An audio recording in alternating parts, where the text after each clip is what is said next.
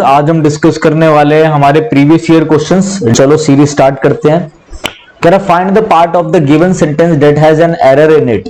If there is no error choose no error. ठीक है, हमें एरर बताना है। चलो ध्यान से देखो। कह रहा she did not give my book back yesterday, कि उसने मेरी किताब नहीं लौटाई येस्टरडे। येस्टरडे की बात हो रही है। ठीक है, तो यार देखो, जब येस्टरडे की बात हो रही है तो आपका कौन सा टेंस यूज होता है येस्टरडे वाले के लिए? मैंने कई बार बताया है, आपका यूज होता है सिंपल पास्ट टेंस। तो सिंपल पास्ट का नेगेटिव कैसे बनता है? सिंपल पास्ट का नेगेटिव बनता है did plus not plus V1। क्यों ऐसी फॉर्मेशन क्यों रहती है? डिड के साथ नॉट प्लस में V1 क्यों आता है?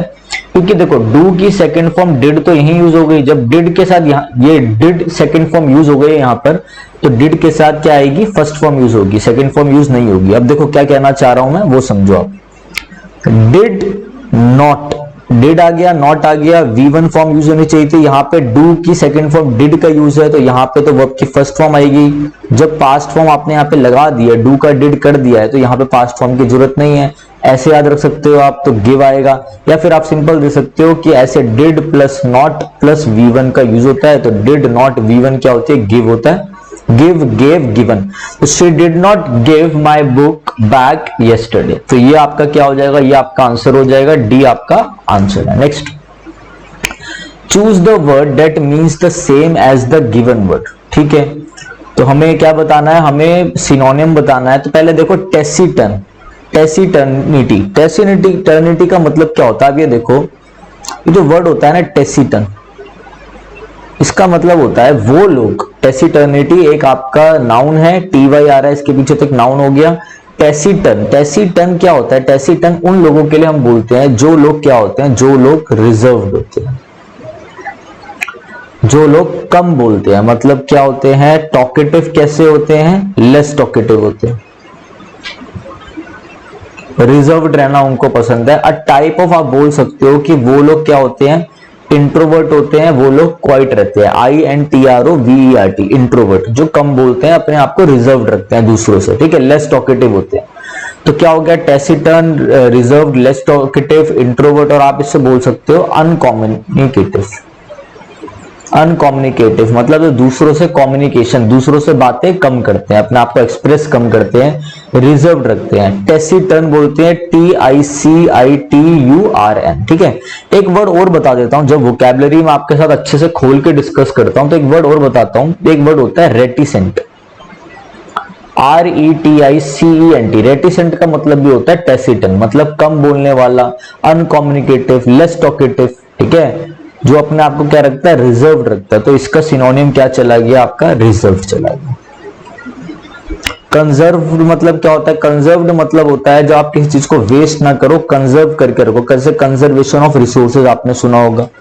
प्रिजर्व मतलब क्या होता है? प्रिजर्व मतलब बचा के रखना। ठीक है, तो ये सिंपल थे। तो taciturn, reserved, less talkative, uncommunicative, introvert, reticent मतलब कम बोलने वाले लोग। चलो मैं आपको और करा देता हूं। देखो, जब यहाँ पे हम डिस्कस कर रहे हैं कम बोलने वाले लोग, तो मैं तो बहुत बोलता हूं। ठीक है, तो मैं बहुत बोलता हूं, तो मेरे वाले वर्ड्स भी कर लेते हैं। मतलब टॉकेटिव, जो बंदा बहुत बोलता है।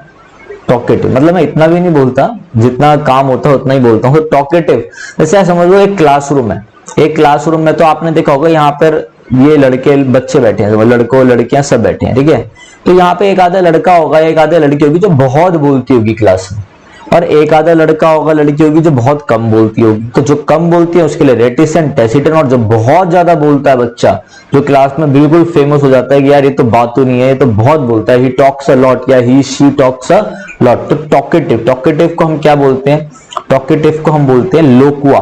लोकुआ मीन्स एक रूट वर्ड होता है लोकुआ। लोकुआ मतलब बोलना, टॉकेटिव जो टॉक करता हो। तो लोकेशियस वर्ड क्या बन गया आपका? Loquacious, LOQUACIOUS। क्या बन गया आपका वर्ड? लोकेशियस बन गया। आप उसको बोल सकते हो गैरुलस। क्या बोल सकते हो? गैरुलस, GARRULOUS, गैरुलस, जो बहुत ज्यादा क्या करता हो? जो बहुत ज्यादा बोलता हो। ठीक है, तो टॉकेटिव, लोकेशियस, गैरुलस। अगर आपको इंट्रोवर्ट की जगह इंट्रोवर्ट का अपोजिट बोलना हो तो क्या बोल सकते हो आप? कि ये बंदा एक्सट्रोवर्ट है, ये बंदा अपने आप को बहुत एक्सप्रेस करता है, बहुत ज्यादा बोलता है।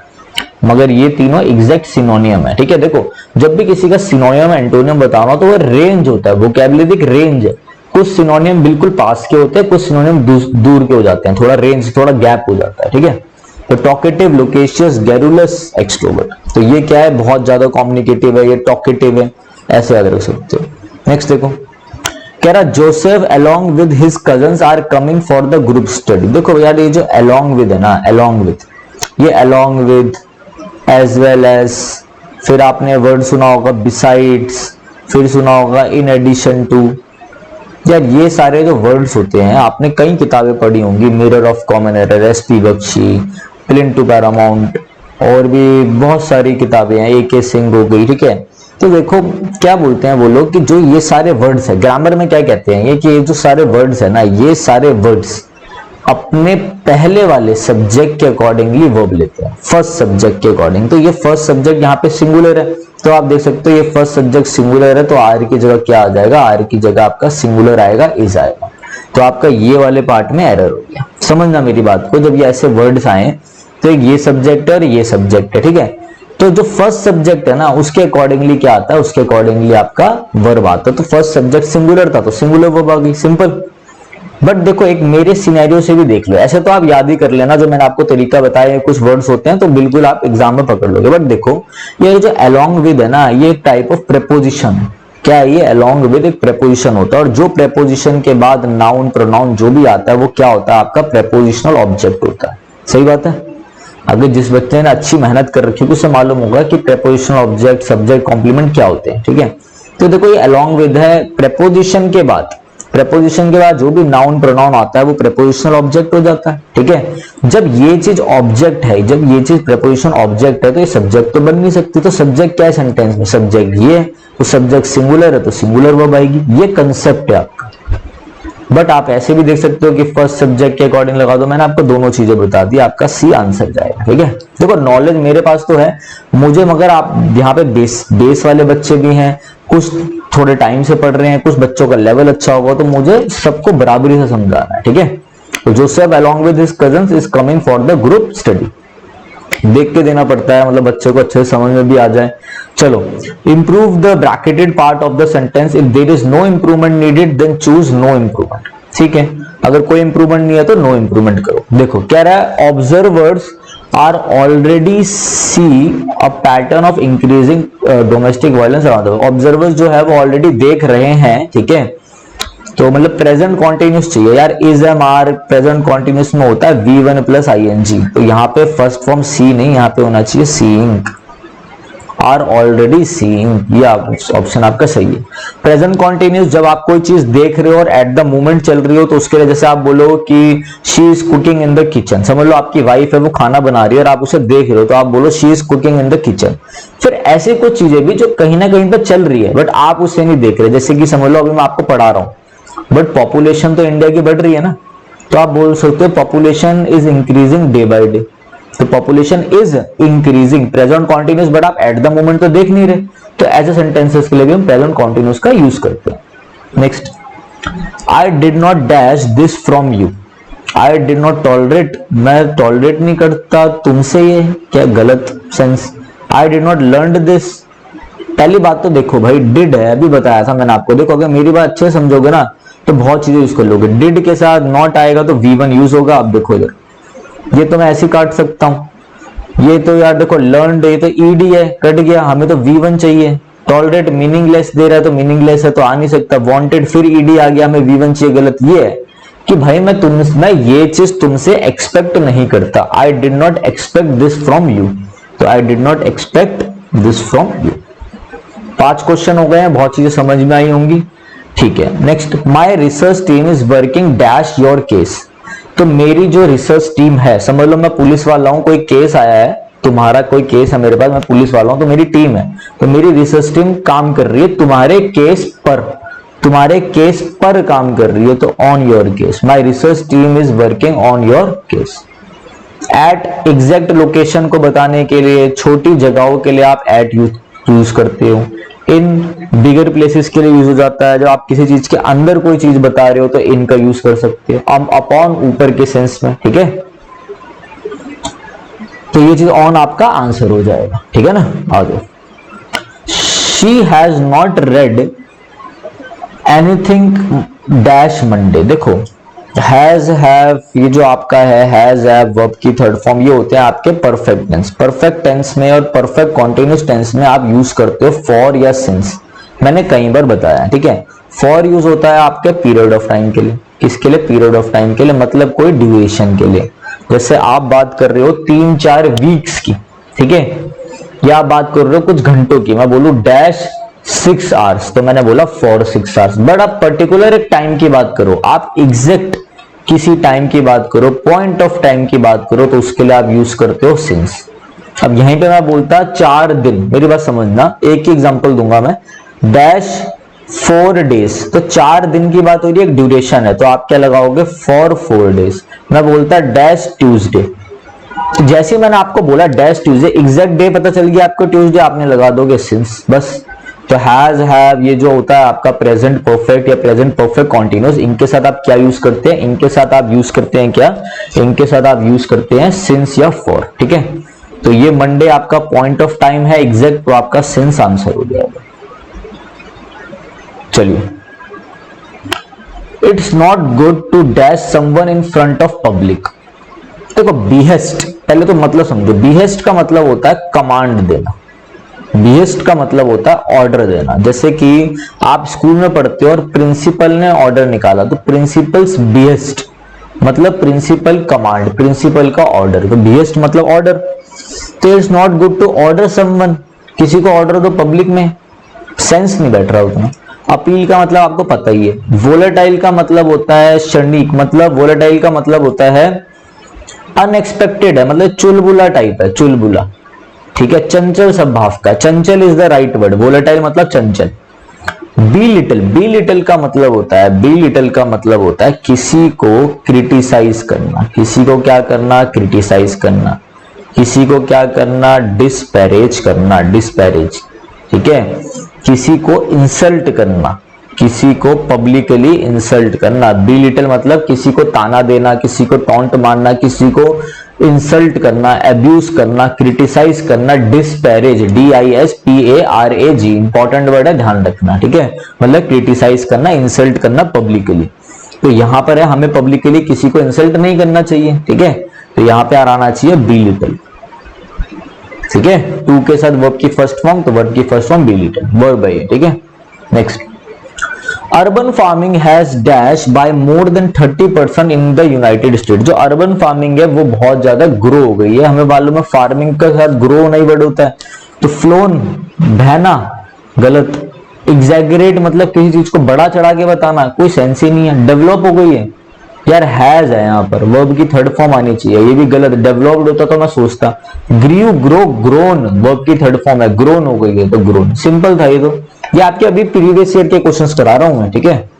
वीडियो अच्छी लगे तो कमेंट में कर देना, मैं भी थोड़ा उत्साहित हो जाऊंगा और इंस्पायर भी हो जाऊंगा। Choose the word that means the same as the given word. Belittle, ये तो अभी समझाया था मैंने आप लोगों को। बी लिटिल मतलब इंसल्ट करना, डिस्पैरेज करना। देखो डिस्पैरेज आपका आंसर आ गया।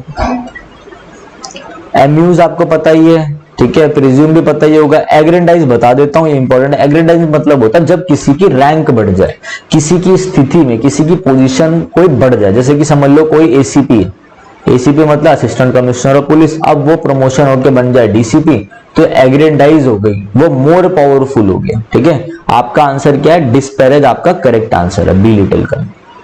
ये मैंने अभी बता दिया था, पीछे देख लेना video. There are different types of bacteria and viruses and sometimes are more easier killed by alcohol। ठीक है, बहुत सारे बैक्टीरिया वायरस कुछ ऐसे टाइप्स हैं जो इजीली किल हो जाते हैं अल्कोहल से। यार देखो ये इजी, इजियर, इजीएस्ट, ये इजियर आपका क्या है? इजियर आपका कंपेरेटिव डिग्री है। कंपेरेटिव डिग्री के साथ मोर नहीं आता, दो कंपेरेटिव डिग्री साथ में नहीं आती, तो ये इजियर में गलती है यहाँ पर, ठीक है। आप यहाँ यूज कर सकते हो are more easy killed by alcohol. More के साथ पॉजिटिव डिग्री है, आप बोल सकते हो यहाँ पर मोर के साथ एक एडजेक्टिव के साथ आप लगा सकते हो एडवर्ब क्वालिफाई करने के लिए। Are more easily killed by alcohol, तो आपका डी करेक्ट आंसर है। सिंपल था ये तो, देखो इतने आसान भी आ रखे हैं। जो एलडीसी का लेवल है ना वो थोड़ा सा ऊपर कर रहे हैं ये लोग, और बीच में क्वेश्चन थोड़े से आसान भी है, ठीक है। मैं प्रीवियस ईयर ही करा रहा हूं, अपनी तरफ से कुछ अलग नहीं करा रहा मैं आपको।